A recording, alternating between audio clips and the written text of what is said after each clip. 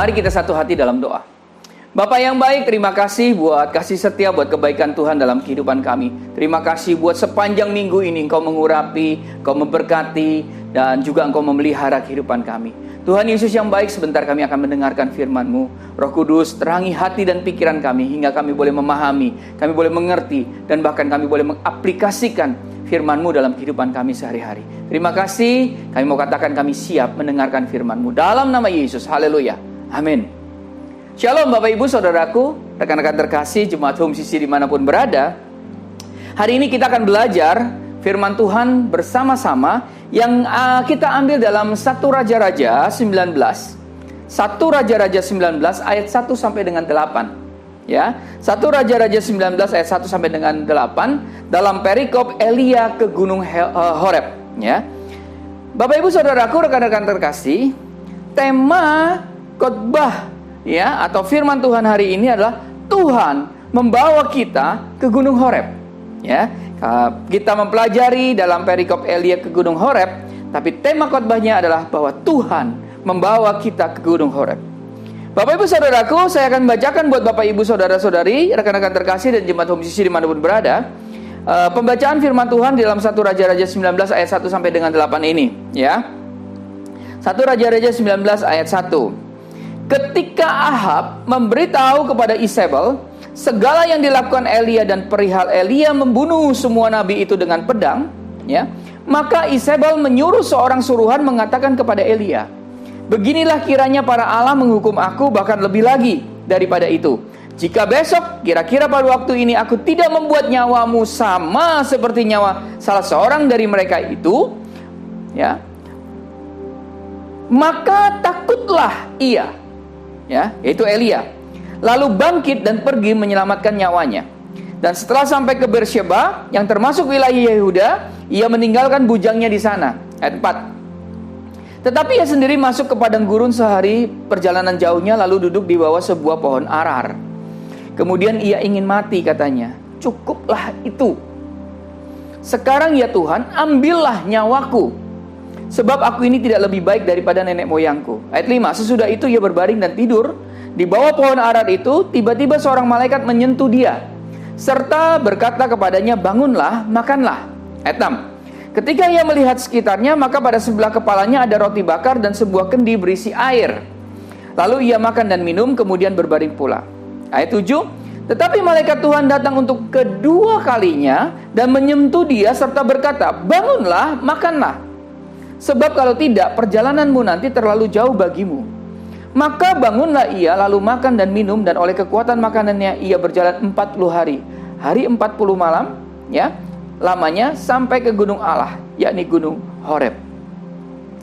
Bapak Ibu Saudaraku, rekan-rekan terkasih, jemaat Home CC dimanapun berada, sebelum kita masuk dalam pembahasan, ada baiknya kalau kita mengetahui beberapa hal dulu yang terkait di dalam pembacaan firman Tuhan hari ini, ya. Yang pertama adalah apakah itu Gunung Horeb? Ya. Gunung Horeb itu adalah Gunung Sinai.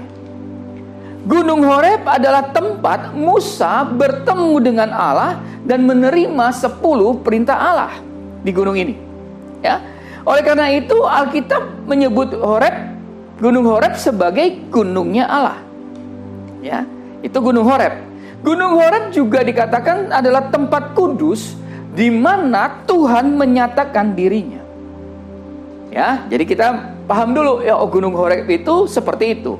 Yang kedua, siapakah Elia? Elia adalah orang yang betul-betul mencintai Tuhan. Ya, kita tidak pernah mendapatkan penjelasan mengenai asal-usul daripada Elia. Nah, Elia ini hidup dalam konteks Israel yang tengah diperintah oleh 7 orang raja yang melakukan apa yang jahat di mata Tuhan. Tugas daripada Nabi Elia atau Elia ini adalah membawa kembali bangsa Israel untuk menyembah Allah yang hidup. Elia muncul dengan suatu pernyataan iman yang begitu mantap, yaitu demi Tuhan yang hidup, Allah semesta yang aku layani. Nah, itu statement yang begitu luar biasa, sebuah pernyataan iman yang keluar dari mulut Elia, ya. Nah, Bapak Ibu Saudaraku, ketika kita berbicara tentang Elia atau Nabi Elia, maka kita juga belajar tentang yang namanya jaminan Tuhan di dalam kehidupan Nabi Elia. Ya, 3 jaminan Tuhan dalam kehidupan Elia adalah jaminan kehadiran Tuhan dalam hidupnya, His presence. Yang kedua, jaminan pemenuhan Tuhan di dalam hidupnya Elia, His provision. Ya.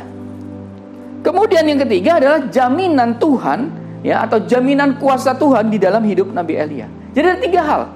His presence, His provision, dan juga His power. Nah, Bapak Ibu Saudaraku, kalau kita membahas di dalam 1 Raja-Raja 19 ayat 1 sampai dengan 8, tentunya kita juga harus mengetahui bahwa perikop ini merupakan lanjutan dari perikop-perikop sebelumnya. Ya, dari perikop dari 1 Raja-Raja 16 ayat 29 sampai dengan 1 Raja-Raja 18 ayat 46. Ya, kita coba dulu melihat apa sih gitu kan, sehingga menyebabkan adanya perikop Elia ke Gunung Horeb ini. Ya, kalau kita lihat di dalam 1 Raja-Raja 16 ayat 30 sampai 31, ya, 16 ayat 30 sampai 31 saya bacakan. Di mana Ahab bin Omri melakukan apa yang jahat di mata Tuhan lebih daripada semua orang yang mendahulunya. Ya. Inilah yang menunjukkan kejahatan Ahab yang membawa Israel menjadi orang-orang yang jahat di mata Tuhan melampaui raja-raja pendahulunya. Ya, kita ayat 30. Dari 31 dikatakan, di ayat 31 dikatakan, 16 ayat 31 dikatakan belum cukup dosa-dosa Yerobeam, maka Ahab mengambil anak Etbaal, raja orang Sidon yang bernama Isabel menjadi istrinya. Kejahatan bangsa Israel semakin hari semakin memuncak. Jadi kita tahu ini di zaman yang namanya zaman Raja Ahab, dan Raja Ahab adalah raja yang mana dia melakukan apa yang jahat di mata Tuhan, melebihi dari semua orang yang mendahulunya. Jadi melebihi dari raja-raja Israel sebelumnya, ya.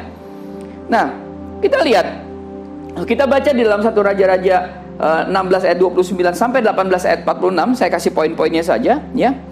Elia diutus Tuhan untuk mengatakan bahwa tidak akan ada hujan lagi selama 3 tahun.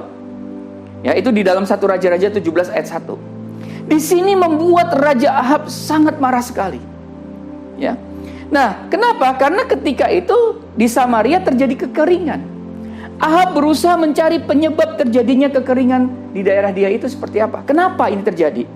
Setelah 3 tahun lamanya, ya, Elia bertemu dengan utusan Raja Ahab, yaitu Obadja. Elia minta Obadja untuk mempertemukan dirinya dengan Ahab. Ya, ini yang saya ceritakan ya Bapak Ibu, saudaraku, rekan-rekan terkasih, jemaat Home CC dimanapun berada. Ini adalah yang ada poin-poin dalam 1 Raja-Raja 16 ayat 29 sampai dengan 1 Raja-Raja 18 ayat 46. Ya, jadi kita bisa memahami dulu dasar daripada atau latar belakang atau kelanjutan ya perikop-perikop sebelumnya terhadap perikop Elia ke Gunung Horeb ini. Ya. Nah, Elia minta Obadja untuk mempertemukan dirinya dengan Ahab. Elia minta Obadja waktu bertemu dengan Ahab, Elia bertemu dengan Ahab, ya. Ahab menuduh Elia yang menjadi penyebab kekeringan bagi bangsa Israel. Nah, di sini dibilang, Elia bilang sama Raja Ahab bahwa Israel, ya, bahwa Raja Ahablah yang membawa Israel menjadi penyembah berhala. Maka hukuman Tuhan dinyatakan atas Raja Ahab ini dengan adanya kekeringan dan tidak ada hujan selama 3 tahun. Dari situ kemudian kita lihat ada poin kemenangan Elia di Gunung Karmel, ya. Jadi waktu itu Elia mengajak semua orang Israel beserta Nabi Baal, ya, ke Gunung Karmel.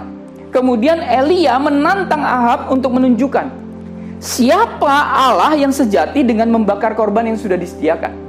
Nah, ini kita lihat nih cerita yang begitu spektakuler. Allah yang sejati dengan adalah Allah yang membakar korban yang sudah disediakan ini, ya. Nabi-nabi Baal tuh berusaha, Bapak Ibu Saudaraku, berdoa, ya, dan meminta kepada Allah mereka, tapi tidak ada sedikit pun api yang menyambar. Setelah itu, ya, kalau kita baca giliran Elia minta, ya, korban bakarannya itu disiram dulu sama air. Setelah itu Elia berdoa dengan Tuhan untuk menyatakan kuasanya, dan Tuhan mengirimkan api. Ya, pada akhirnya korban bakaran terbakar habis. Di sini bangsa Israel, orang-orang Israel sadar siapa sebenarnya Allah yang sejati. Nah, peristiwa spektakuler ini ya, kemudian pada saat itu ketika ada keberhasilan dan korban bakaran itu termakan habis oleh api Tuhan, maka Elia memerintahkan untuk menangkap 450 nabi Baal pada saat itu dan membunuh mereka. Bapak Ibu Saudaraku, rangkaian panjang ini kemudian baru kita masuk di dalam 1 Raja-Raja 19. Di sini disebutkan ketika Ahab, ya, kalau kita lihat tadi ya di dalam 19 ayat 1 ya. 19 ayat 1, ketika Ahab memberitahukan kepada Isabel segala yang dilakukan Elia dan perihal Elia membunuh semua nabi itu dengan pedang. Ayat 2, maka Isabel menyuruh seorang suruhan mengatakan kepada Elia, beginilah kiranya para Allah menghukum aku, bahkan lebih lagi daripada itu. Jika besok kira-kira seperti pada waktu ini aku tidak membuat nyawamu sama seperti nyawa salah seorang dari mereka itu. Ya, kalau kita lihat,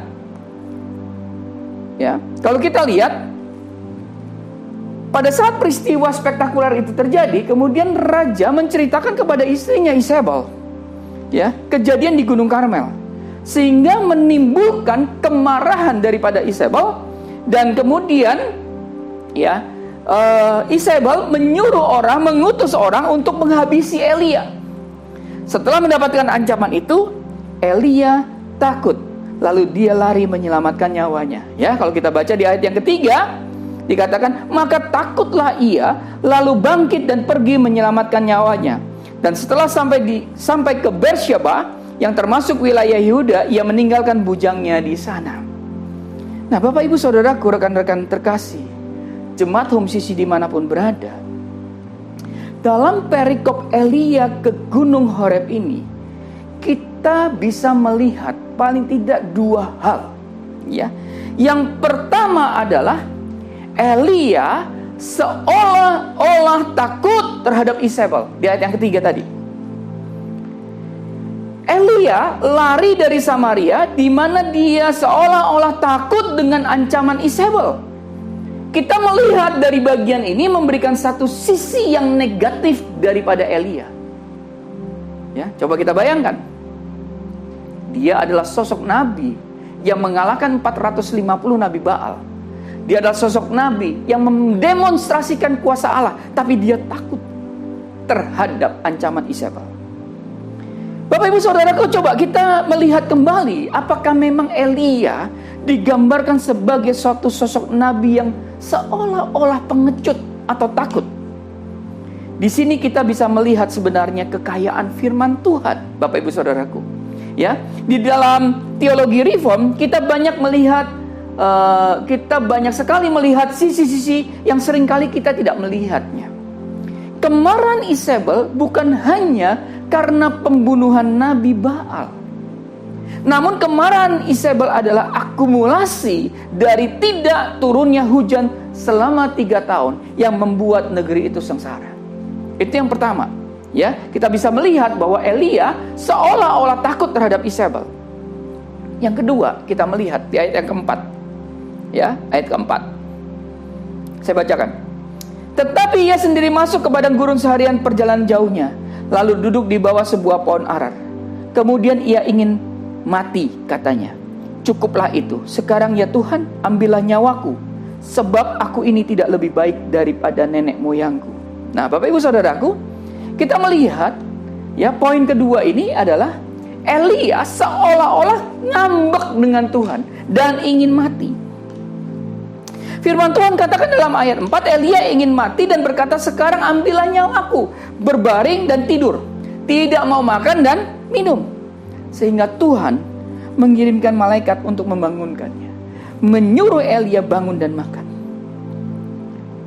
Jadi 2 poin yang kita tangkap dari perikop ini adalah Elia seolah-olah takut terhadap Isabel, dan Elia seolah-olah ngambek dengan Tuhan dan ingin mati. Pertanyaannya Bapak Ibu Saudaraku, rekan-rekan terkasih jemaat Home Sisi dimanapun berada, apakah Elia benar-benar takut? Apakah Elia benar-benar ingin mati? Nah, ketika Elia mendengar tentang ancaman yang dilontarkan oleh Isabel, ya, benarkah dia merasa takut? Satu pertanyaan ini, ya, yang harus kita jawab, yang harus kita pikirkan. Bagaimana mungkin keberanian melawan 450 Nabi Baal itu diimbangi dengan ketakutan melawan seorang perempuan? Ternyata di ayat 3, ya, di ayat 3 menjadi satu kunci bagi kita. Benarkah dia takut? Di dalam terjemahan Lembaga Alkitab Indonesia atau LAI adalah maka takutlah dia, ya, maka takutlah dia. Kalau kita baca di ayat yang ketiga, ya, 19 ayat 3, maka takutlah ia. Nah, Bapak Ibu Saudaraku, ya, di dalam, jika kita melihat biblical hermeneutics, ya, take actions, ya, di dalam naskah Masoretik, kata takut dalam bahasa aslinya itu terdapat satu perbedaan, ya. Kata takutlah dia itu diterjemahkan dengan kata takut dan juga melihat. Jadi kalau kita lihat dalam New International Version, ya, NIV, menerjemahkan dengan kata takut. Tapi kalau kita melihat di dalam King James Version, ya, itu diterjemahkan dengan kata melihat. Maksudnya bagaimana? Dengan terjemahan kata melihat, sebenarnya Elia tidak tepat jika dikatakan takut. Justru lebih tepat dikatakan dia sedang putus asa. Jadi ini bukan masalah takut, tapi dia sedang melihat kondisi itu, kondisi yang sebenarnya dia sedang mengalami yang namanya putus asa. Elia melihat seolah tidak ada harapan lagi buat bangsa Israel untuk kembali kepada Allah. Elia melihat dengan mata rohaninya bahwa satu, Isabel masih memerintah. Buktinya Isabel masih memberikan ancaman bagi dia. Yang kedua, Ahab sebagai raja Israel kalah otoritas dengan Isabel. Maka bukanlah hal yang sulit bagi Isabel untuk kembali mengumpulkan nabi-nabi Baal dan membawa Israel untuk tetap menyembah Baal. Saya harap Bapak Ibu Saudaraku paham, ya, bisa menangkap poin ini. Elia merasa bahwa putus asa ini, kenapa? Karena dia merasa gagal membawa kembali bangsa Israel kepada Tuhan. Yang kedua, dia daripada tidak ada harapan lagi, ia lebih baik lari. Bukan takut dari ancaman Isabel. Dia lari, tidak mau mati di tangan manusia dan justru mau mati di tangan Allah saja. Bapak Ibu Saudaraku, rekan-rekan terkasih, keputusasaan adalah ketika seolah-olah kita tidak melihat lagi ada harapan di depan kita. Keputusasaan adalah ketika kita tidak lagi melihat ada harapan di depan kita, kemudian membuat kita patah semangat, membuat kita mau mundur. Dan keputusasaan dapat malahan membuat kita mau mati rasanya. Saya pernah membaca, ya, sebuah tulisan dan juga mendengar sebuah khotbah dari seorang hamba Tuhan yang mengatakan jika kita ada dalam masalah, setidak-tidaknya jalan keluarnya cuma ada dua, yaitu masalah itu diangkat atau kita yang diangkat. Masalah itu diangkat artinya kita sudah lepas dari masalah. Kalau kitanya diangkat, kita pun sudah terbebas dari masalah yang ada di dunia ini. Ya, ini yang dialami oleh Elia, Bapak Ibu Saudaraku. Ketika Elia merasa putus asa, Elia lari bukan semata-mata karena dia takut kepada Isabel, tapi justru ia ingin atau ia sedang menghampiri Tuhan. Dia menghampiri Tuhan dan sekaligus dia minta mati. Nah, menariknya Bapak Ibu Saudaraku, rekan-rekan terkasih, Tuhan tidak marah kepada Elia karena 2 kali Tuhan mengirimkan malaikatnya untuk memberi makan Elia. Posisi daripada Elia ketika dia lari dari Samaria, tempat di mana Isabel dan Ahab berada, dia lari sampai ke Beersheba. Di sanalah dia meninggalkan bujangnya dan masih berjalan sehari semalaman untuk sampai berhenti di bawah pohon arar. Jarak antara Samaria dan Beersheba, ya, kurang lebih 160 mil atau 300 km. Jarak ini sangat mustahil berada di bawah pantauan daripada Isabel. Sangat tidak mungkin jarak ratusan kilo ini berada di bawah penyelidikan daripada Isabel.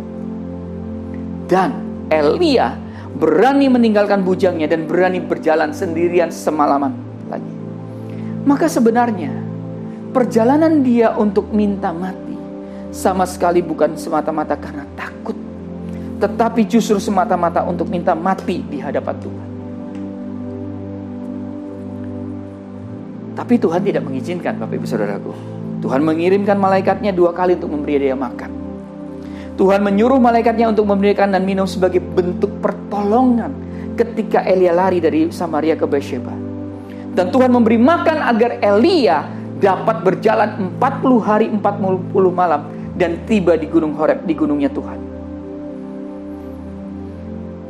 Nah, kemudian apa yang terjadi ketika Elia ada di Gunung Horeb atau di gunungnya Tuhan ini? Ada sebuah hubungan yang paralel yang terjadi antara peristiwa yang terjadi di dalam Elia dengan peristiwa yang terjadi di dalam diri Musa.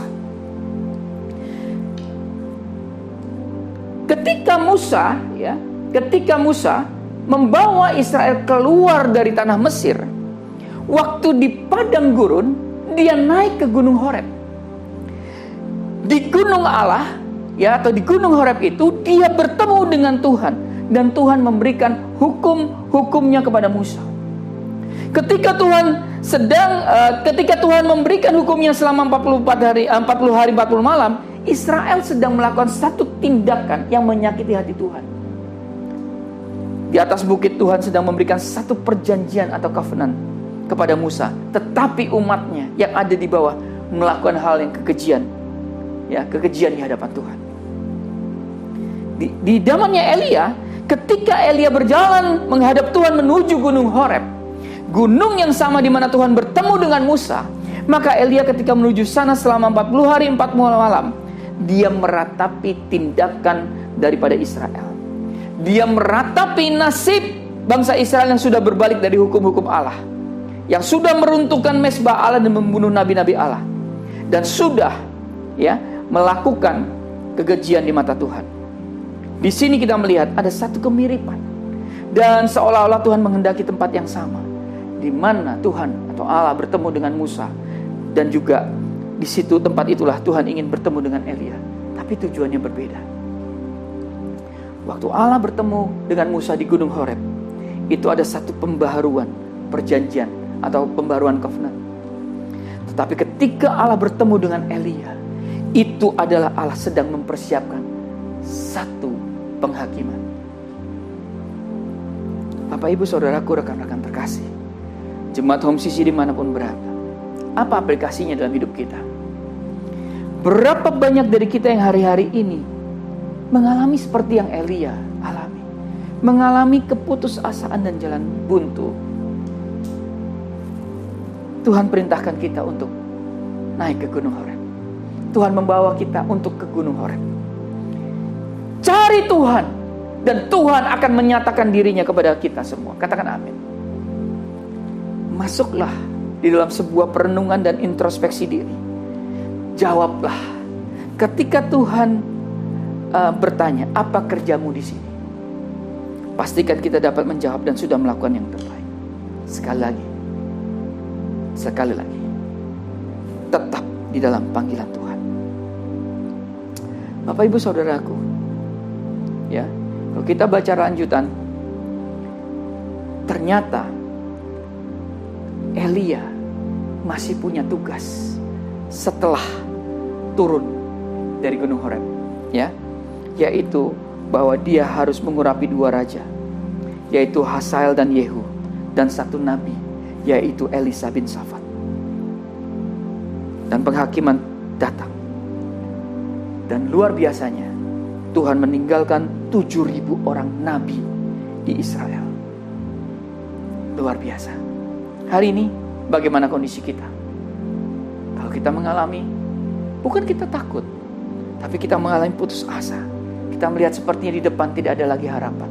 Kita melihat kayaknya kita sudah patah semangat.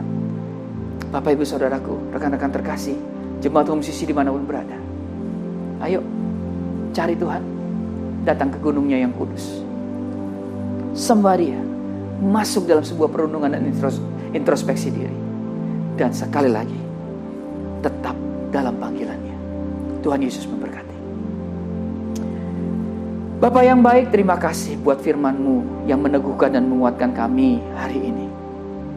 Kalau ada di antara umat-Mu hari ini yang mengalami keputusasaan, mereka bukan takut Tuhan, mereka sepertinya hopeless. Tapi hari ini Tuhan, hamba berdoa, kuatkan, teguhkan mereka. Jadikan mereka Tuhan, orang-orang yang mau mencari Tuhan. Dan Tuhan, nyatakan diri-Mu dalam kehidupan mereka. Terima kasih. Biarlah mereka terus merenungkan dan introspeksi diri. Dan mereka bisa menjawab bahwa mereka sudah melakukan yang terbaik buat Engkau. Tuhan Yesus, hamba berdoa, kiranya umat-Mu yang mendengarkan firman-Mu hari ini, dan mereka yang mengalami keputusasaan, mereka tetap ada dalam panggilan Tuhan. Terima kasih Bapa yang baik. Dalam nama Yesus, haleluya. Amin. Karena itu, saudara-saudaraku, jemaat Kristus yang dikasihi Tuhan, angkatlah kedua tanganmu dan terimalah berkat. Mari aminkan setiap perkataan berkat yang kita percaya bahwa kita menerimanya. Tuhan memberkati engkau dan melindungi engkau. Tuhan menyinari engkau dengan wajah-Nya dan memberi engkau kasih karunia. Tuhan menghadapkan wajah-Nya kepadamu dan memberi engkau damai sejahtera. Kiranya kasih dan penyertaan Bapa di surga dan damai sejahtera dari Tuhan Yesus Kristus serta penghiburan dari Roh Kudus terus menyertai kita sampai Maranatha, Tuhan Yesus datang kembali. Kita yang sudah menerima berkat Tuhan, mari kita sama-sama katakan amin. Selamat hari Minggu. Selamat berkumpul bersama dengan keluarga, menikmati kebersamaan dengan keluarga. Terus mencintai Tuhan, berhenti menghakimi, dan selalu jadi berkat. Tuhan Yesus memberkati.